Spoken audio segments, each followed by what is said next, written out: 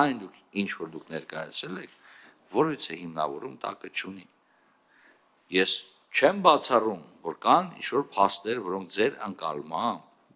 կարող են դիտարկվել որպես բռնաճնշումներ։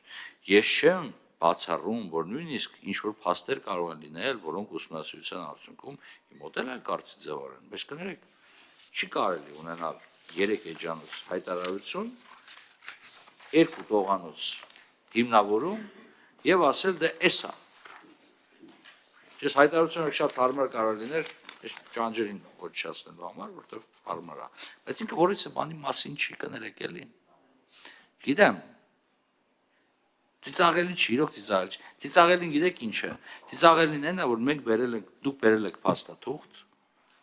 շատ քաշ գիտակցելով, որ այդ փաստաթղթում արկա դիրքորոշումները եւ մոտեցումները որևիցե անաչառ կառույցի կողմից չեն կիսվում։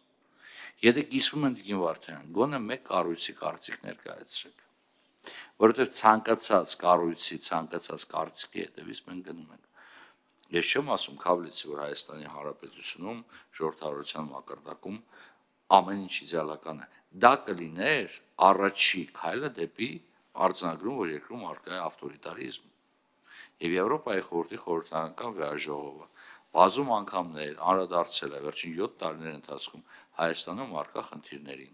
անդրադարձել է ինքնավար մարմինների ձևավորմանը, անդրադարձել է արդարադատության համակարգին, անդրադարձել է որոշակի օրենսդրական ակտերի ընդունմանը կամ չընդունմանը։ Կա նման խնդիր, բայց քաղ բանտարկյալների խնդիր Եվրոպայի խորհրդի խորհրդարանական վեաժողովում, որին դուք հղում եք կատարում, չկա։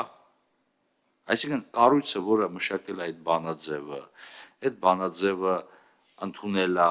այդ բանաձևի հիման վրա ենթարկում է պետություններին տարատեսակ պատասխանատվության, մենք գիտենք ինչպես եւ ոնց։